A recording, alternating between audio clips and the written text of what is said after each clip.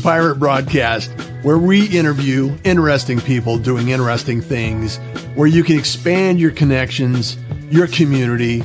Kindness is cool and smiles are free. And let's get this party started. Welcome back to the Pirate Broadcast, here every day, 7 a.m. Arizona time, Monday through Friday.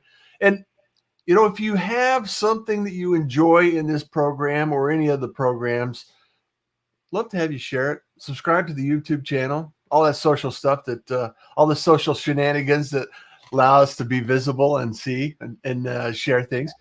And welcome back. We have another pirate that has been here before.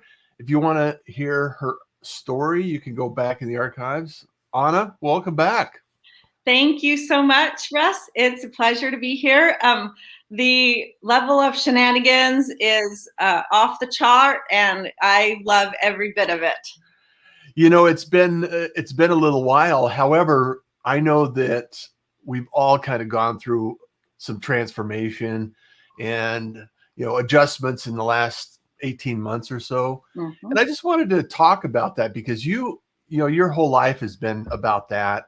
And you have really been a solid mentor to so many in being able to put your story out there and make sure people understand that what you start with isn't necessarily how you have to end. That is very true. You know, for those who haven't heard the first broadcast and heard my life story, I'm going to give the little short version of it. I grew up in a polygamist cult. My father was known as the Mormon Manson because he would have people killed that would leave his cult. So he was notorious in the 70s and 80s until the Mexican police and FBI finally caught up with him, tried, convicted him, and put him away forever in prison. Mm-hmm. He died in prison not too long after that. And that death of his, which we could talk about because it's like a Jeffrey Epstein kind of thing. I don't believe that he died of heart disease like it says on his death certificate. So, mystery and intrigue. And I have the receipts. So, but I'm glad he died because his death created a pathway and opened up and just a little tiny crack that allowed me to slip through and get out. And I was able to run away. And I didn't realize I was leaving a cult because I didn't know I was in a cult. Usually people that are in cults don't know they're in a cult. Yeah. And I was the same way. I didn't know until years later, and when I found a book that had been written about my family called Prophet of Blood. Wow. So, for those who want to just go down the rabbit hole, you can go Google my father's name, Ervil. It's like evil, but with an R. Yeah. Ervil LeBaron. And you'll fall down a rabbit hole that you might never come out of. So be warned. Be careful. Be careful. There's also on YouTube a made-for-TV movie that you can watch in its entirety called Prophet of Evil. Mm-hmm.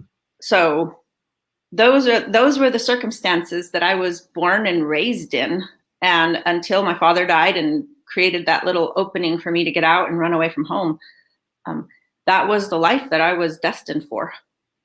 And now it's a completely different life. And now it's a very, very different life. You know, when you're born and raised and groomed to become a sister wife, which is exactly what my destiny was,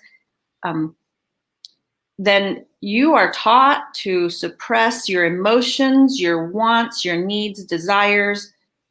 Everything gets just stuffed and suppressed, and you're taught how to not express that emotion, including especially the negative emotions, because as a sister wife, you're not allowed to be jealous. For sure, no. Now the men can be jealous all they want, but the women aren't allowed that. And so when you're taught to suppress all of that negative emotion, as Dr. Brene Brown talks about, she goes, you cannot selectively numb your emotions. When you numb the negative ones, you're also numbing the positive ones. Mm-hmm.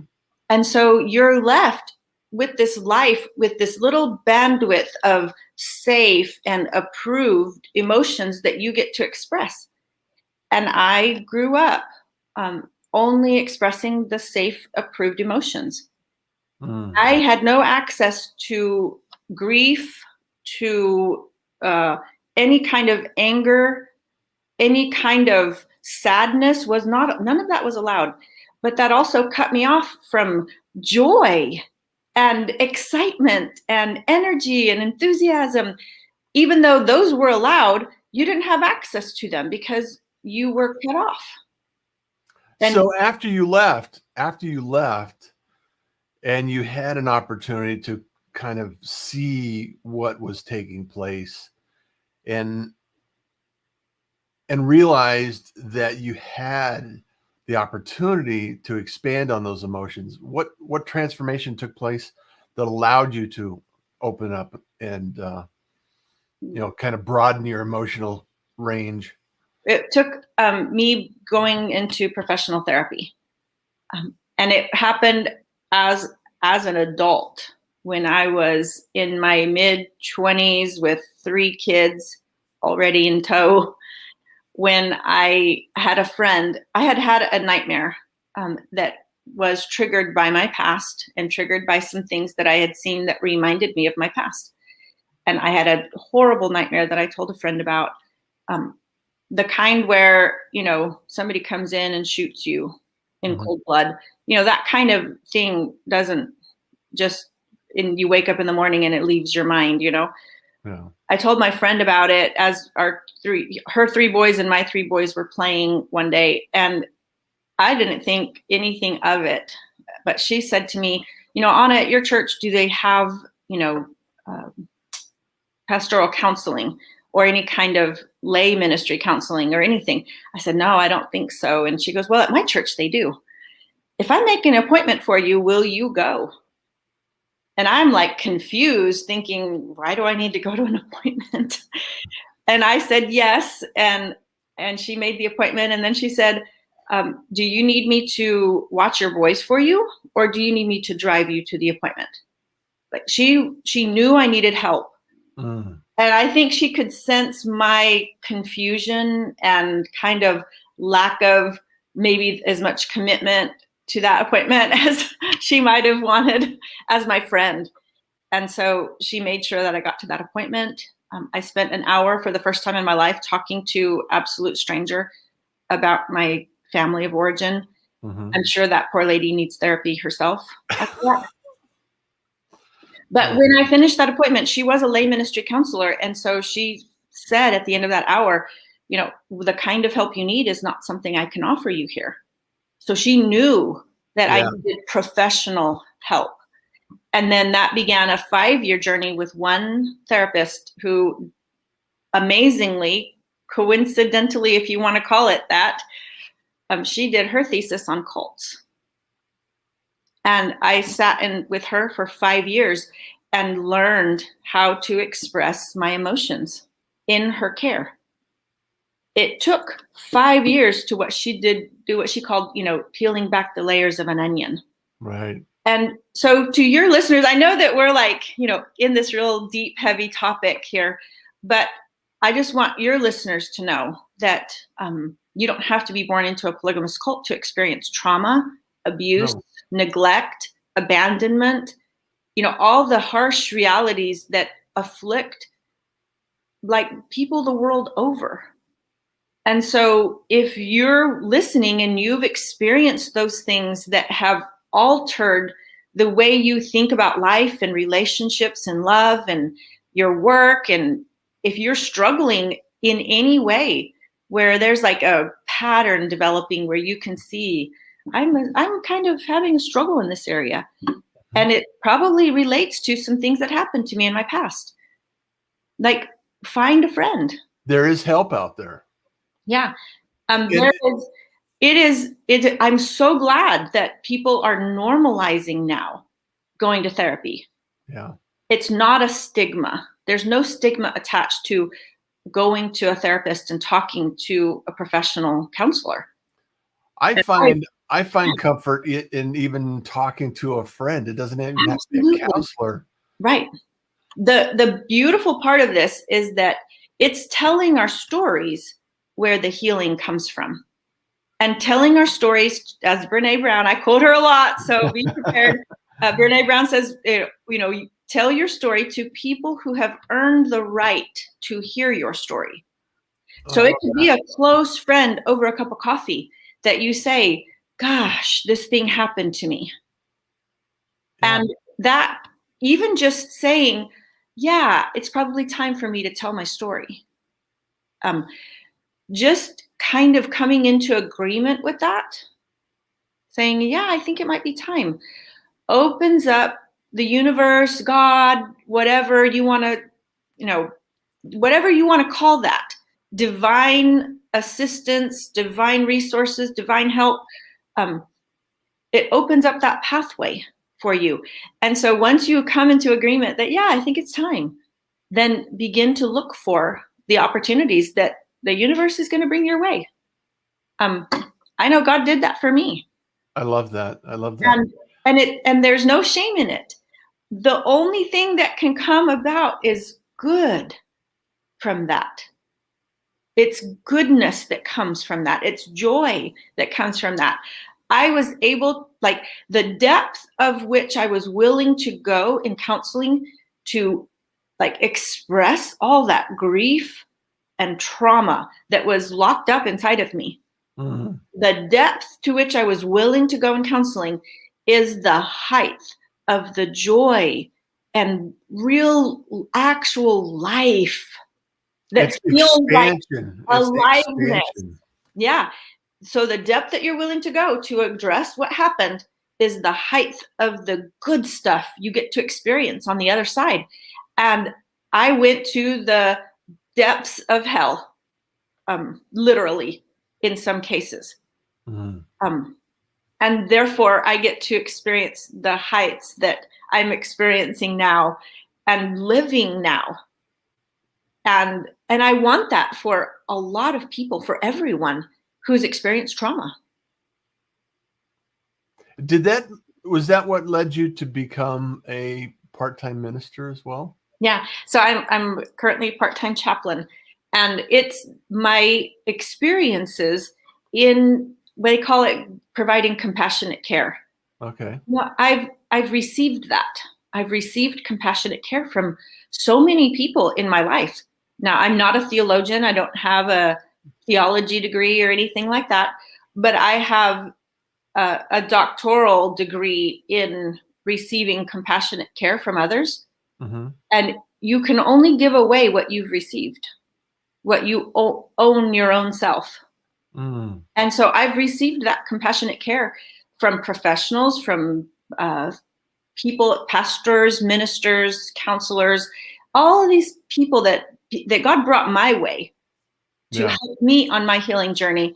And I received it and I've taken it in. It's become a part of me. So now this can flow out of me as a result. You know, you love this. One of my mentors says that, we receive from the environment, from God, from everywhere, from around us. We receive, we contain, and then we broadcast. And we're all broadcasting. I'm totally on board with that one. And he says, we're all broadcasting something. Yeah. It's like, whatever's inside of you when it gets squeezed, like a toothpaste, container, when it's squeezed, whatever's inside of you comes out. So when the squeeze is happening, and whatever's coming out, if it's not something that you can bless the lives of others with and improve the lives of others with, if it's coming out and it's devastating or damaging people around you, you can know it's time to get some help. Yeah. And there's no shame in that. There's no shame in saying, hey, I need help. A lot of people don't know how to reach out for help, or they don't know where to reach out to help. Right. And so what I'm saying is, if you have a trusted friend, mm-hmm. you can go to them and say, hey, I need to talk to you about some things. Yeah. And you can say, when you, it's a spiritual word, confess, but just what that means is just bringing to light, bringing from the inside to the outside and bringing it into the light, and just saying that to a friend I need to get some help about this. It's pretty serious. It's very serious. It opens you up to those resources coming to you.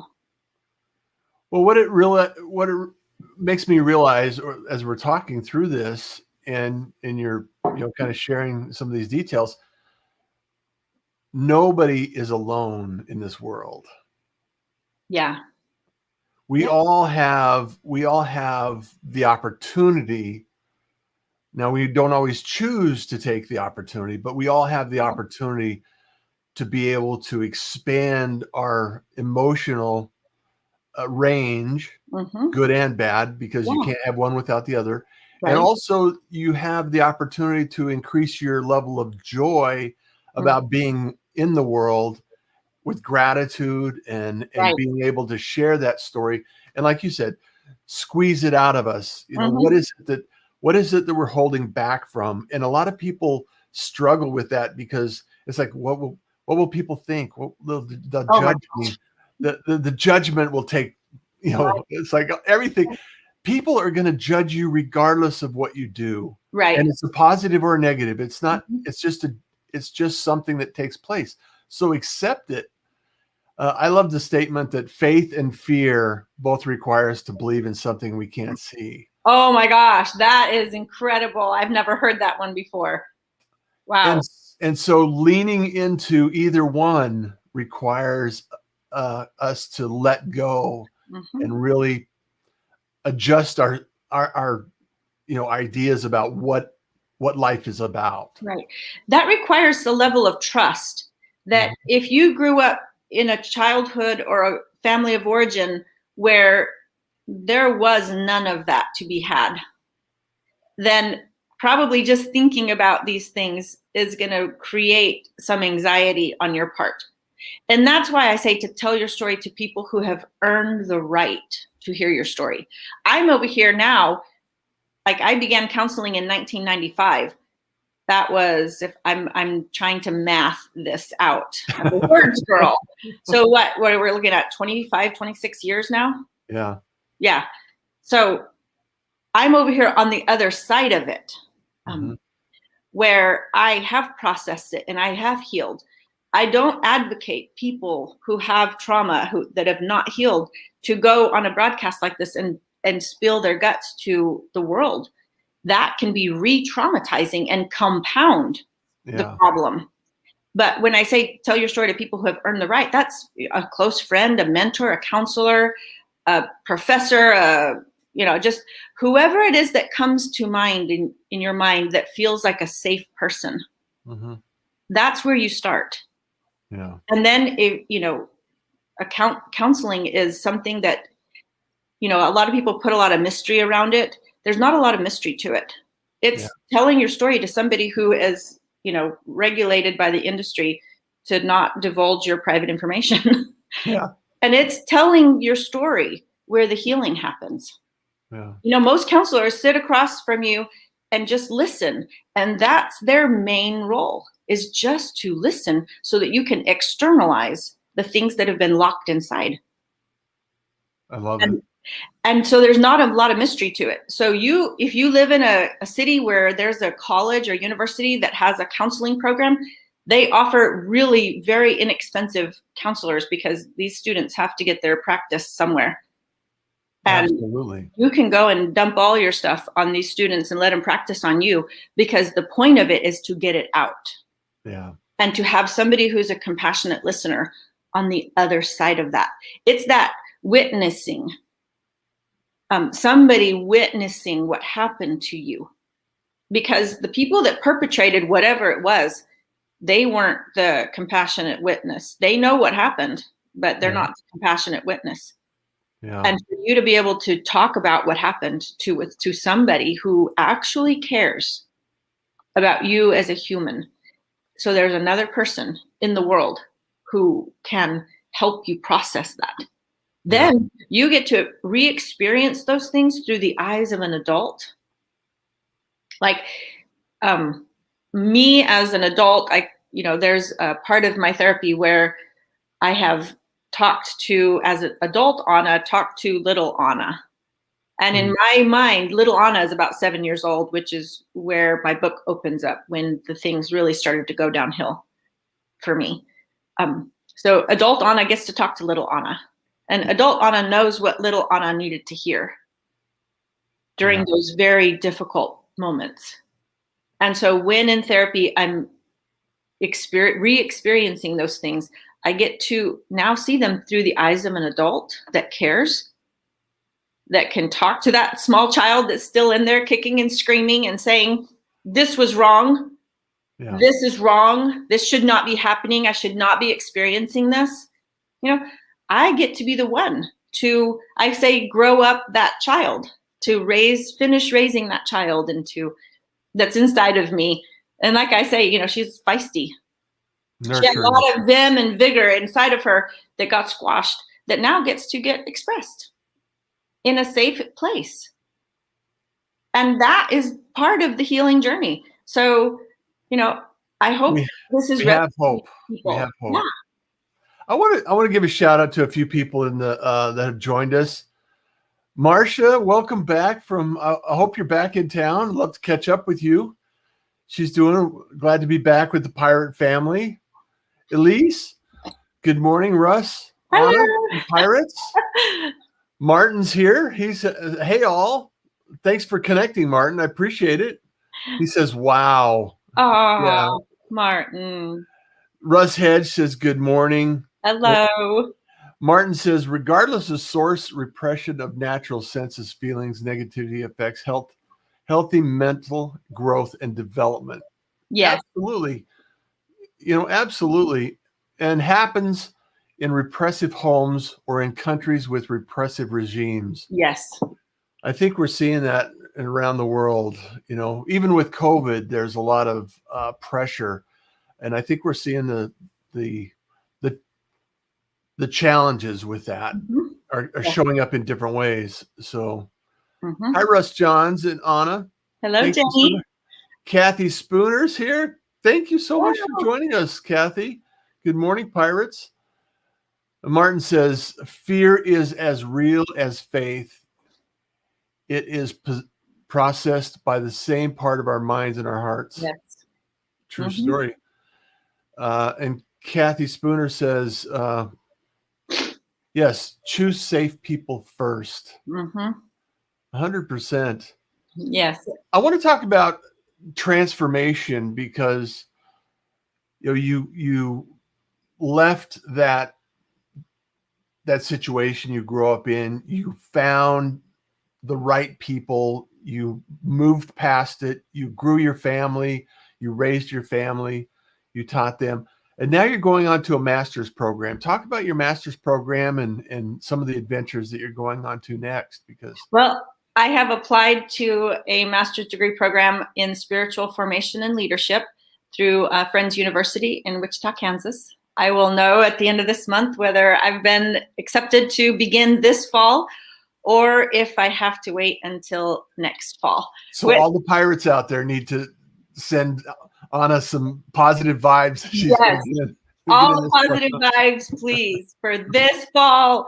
I mean, I get to say what I want, and then sometimes I get it. And then if it's not until next fall, I'm going to take that as a sign from the universe that I need to take some time to rest and recuperate and recover. Because right now I'm in the process of selling my house, moving in with my son and daughter-in-law and my 2-year-old granddaughter so that I can be basically a part-time Yaya, which is what I call that's my grandma name is Yaya, because I'm way too young to be called Granny. I'm sorry. So I'm going to be part-time Yaya to my 2-year-old granddaughter. Both of them work. So, they have crazy schedules. And so I get to just kind of be there to fill in the gaps and re-explore the parenting role, but from a really fun place. Yeah. I mean, we were just talking last night how bedtime routines when mom and dad put the child to bed are so different than when Yaya puts River to bed. I mean, when Yaya puts River to bed, they say it's playtime. So I'm just having so much fun because when I was raising my kids, I had 5 kids and it's a lot of pressure. Yeah. It's on you to like raise them right, and you want to raise them right. And, so I did my best, but that was a lot of pressure. And now there's zero pressure and all the fun. Yeah. Yeah. No kidding. So this is a different time, a very big transitioning period in my life. I've lived in this house for 16 years now, finished raising my kids mostly as a single mom in this house, and even planted a tree in my backyard when I first moved here, and thought to myself, I'm going to grow old in this house and one day my grandchildren will climb that tree. Well, my 2-year-old granddaughter has a swing out there. She's not quite climbing it, but just like I was saying earlier, what you are saying and envisioning for your life, that has a way of taking root and taking hold, no pun intended. Yeah.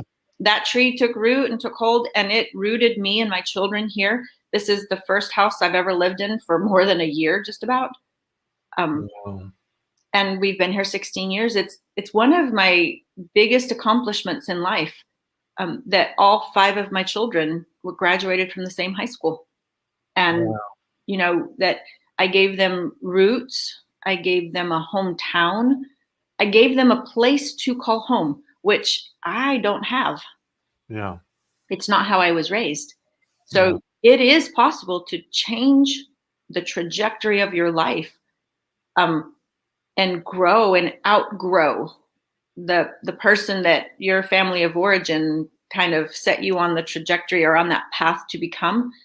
It's possible to outgrow that through healing and through therapy and, finding your own path, and really becoming the person that you were created to be.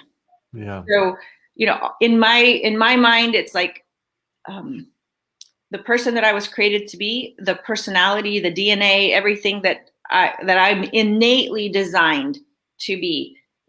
How I'm hardwired from, when I was knit together in my mother's womb, how I was hardwired is now in full expression.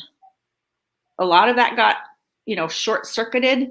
I say that seed was planted in hard soil, and the seed that's in hard soil doesn't grow. Yeah. It just sits there and waits until something that waters the ground and nurtures it. And, they say that things to grow need a lot of, fertilizer, which is like manure. Manure is a great fertilizer. And so I had plenty of that in my life.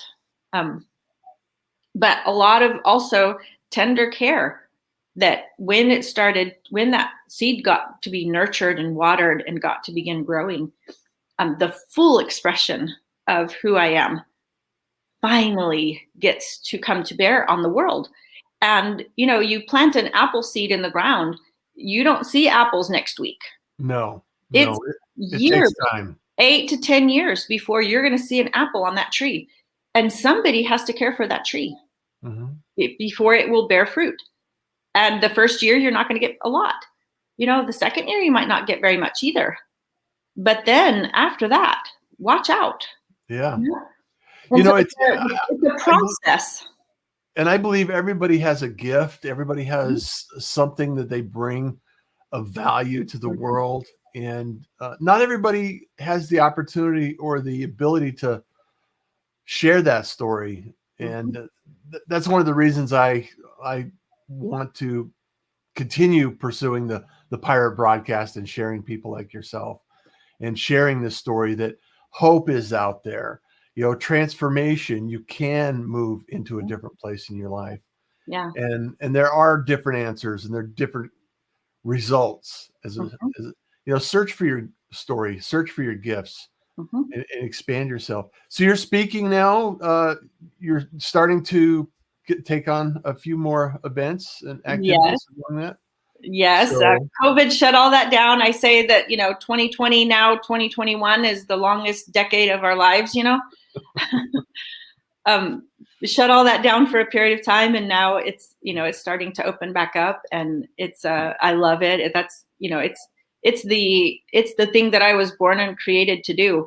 Yeah. One of my mentors said, freedom isn't just the overcoming addiction or not smoking or not drinking or not doing drugs. Freedom isn't the absence of something.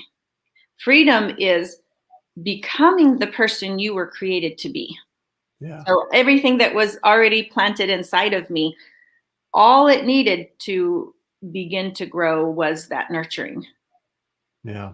That seed getting watered and nurtured. And that's what happened. Yeah. So as a speaker, how do you like people to reach out to you, Anna? You can reach out through my website. You can, it's annalebaron.com. You can reach out to me through social media, whatever. There's a lot of ways. On my website, you just do the contact me and it goes straight to my email. So, well, thank you so much for joining us again and giving us an update on your life and your mission and your journey and all the positive things that you're doing out there in the world. Yeah. So, well, thank you so much for having me. It's a pleasure as always.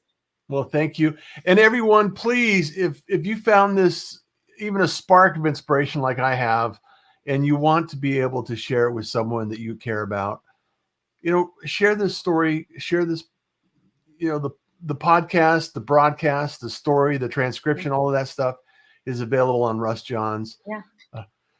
And if you decide to read the book, The Polygamous Daughter, it's available on Audible, anywhere books are sold.